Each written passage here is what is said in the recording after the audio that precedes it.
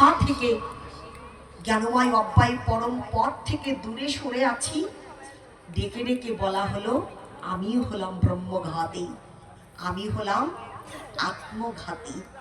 আমার করণীয়টা কি ছিল? মনে করিয়ে দিলেন, ভজিব বলিয়া এসে সংসার ভিতরে, ভুলিয়া রহিলি তুই অবিদ্যার ভরে। অবিদ্যারূপ পাণ্ডু রোগগ্রস্ত হয়ে আজকে যে কৃষ্ণকে ভুলে বসে আছি, সেই ভুলে যাওয়া সম্পর্কটার পুনঃপ্রতিষ্ঠা করবার জন্য আমাদের এই কথাগুলো মনে করিয়ে দিলেন।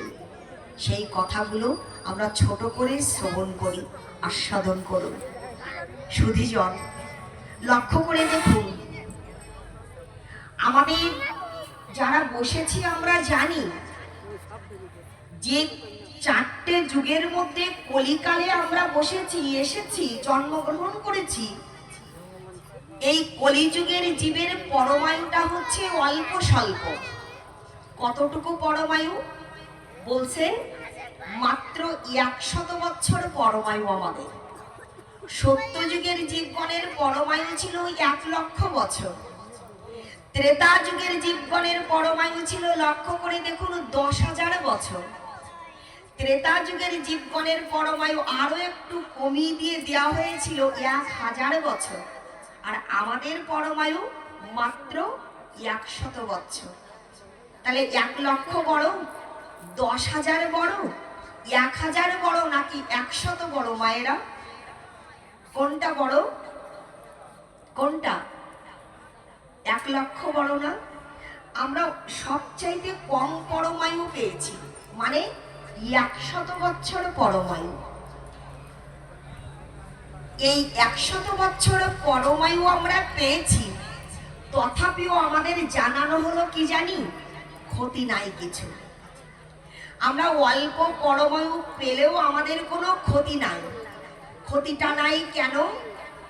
বৃহৎ অতি বৃহৎ পরমায়ু পেয়েও, অনেক বেশি বেশি পরমায়ু পেয়েও, আয়ুষ্কাল আয়ুষ্মান পেয়েও যদি আমরা মনুষ্য জন্মের সাথে ব্যবহারটা করতে না পারি, যদি সাধুগুরু বৈষ্ণব সেবা, গোবিন্দ সেবা, এহেন পিতামাতার সেবায় অংশগ্রহণ করতে না পারি, আমাদের এই দেহটা ব্যয়ক্ষয় করতে না পারি, তাহলে বৃহৎ অতি বৃহৎ পরমায়ু পেয়েও কোনো লাভ নাই।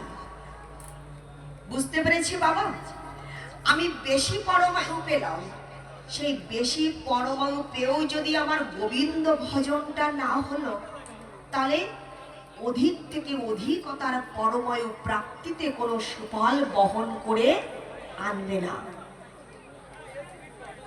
যদি অল্প পরমায়ু পেয়েও আমি অল্প কয়েকটা দিনের জন্য আয়ুষ্মান আয়ুষ্কালে পেয়েও ভগবানের চরণে সম্পূর্ণভাবে নিবেদিত প্রাণ হতে পারি, গৌর গোবিন্দের চরণে যদি সমর্পিত হতে পারি, তবুও মনুষ্য জন্মের সার্থকতা। দৃষ্টান্তটা আমরা একটা লীলাই লীলাই দিব। লক্ষ্য করে দেখুন, আমরা খট্টাঙ্গ ঋষির কথা শ্রবণ করেছি। এই খট্টাঙ্গ ঋষি একদা দেবতাদের সাথে আর অসুর কুলের সাথে যুদ্ধ অনুষ্ঠিত হয়েছিল।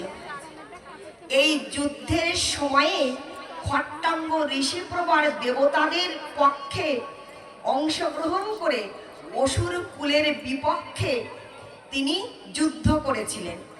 আর তার বিনিময়ে, তার উপস্থিতিতে অসুর কুলেরা হেরে গিয়েছিলেন সেদিনকার আয়োজিত আয়োজনে।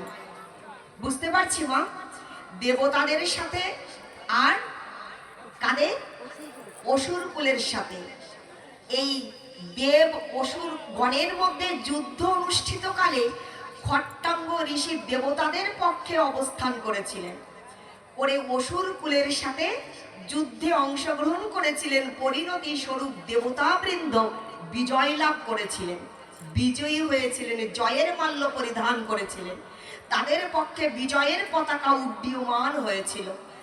সন্তুষ্ট হয়ে, খুশি হয়ে দেবেন্দ্রগণ ঋষি প্রবরকে ডেকে ডেকে বলেছিলেন, খট্টাঙ্গ ঋষি, আপনার উপস্থিতিতে আমরা বিজয় লাভ করেছি, তাই আমরা চাই কি আপনাকে কিছু দিতে। আপনাকে কিছু দিতে চাই, আপনি আমাদের কাছ থেকে কিছু বর প্রার্থনা করুন, বর চেয়ে নিন, আমরা আপনাকে কিছু দিতে চাই।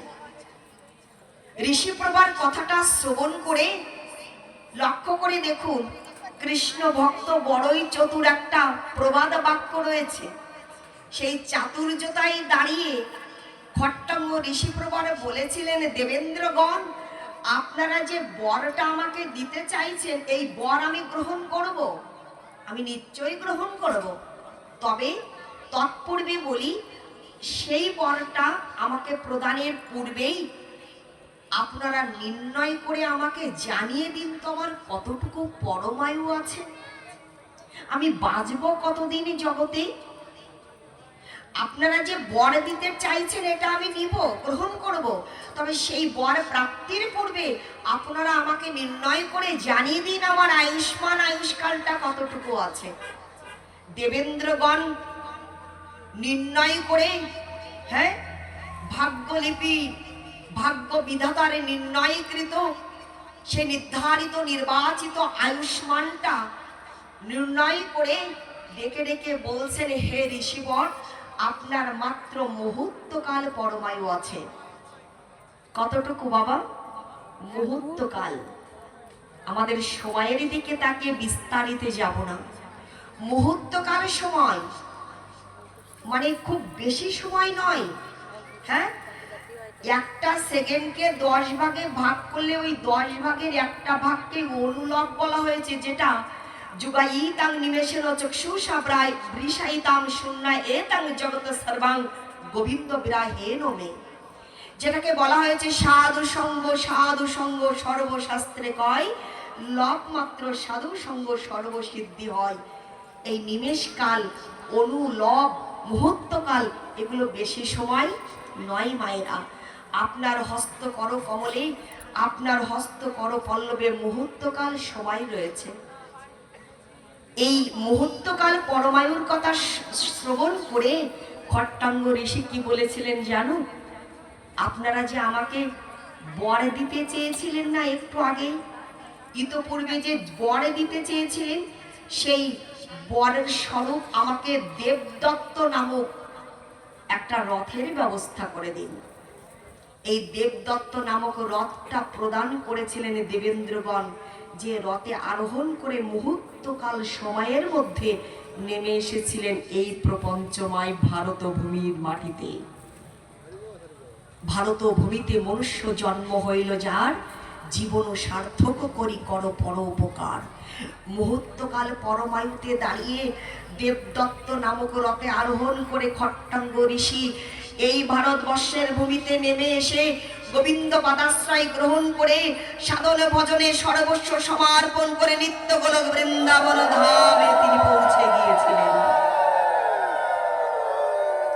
যেটা শ্রীমদ্ ভগবত গীতা শাস্ত্রের অষ্টাদশ অধ্যায় মোক্ষ যোগের ৬৬ নম্বর শ্লোকে বলেছেন, সর্বধর্মান পরিত্যাজ্য মামেকং শরণং ব্রজ অহং তং সর্ব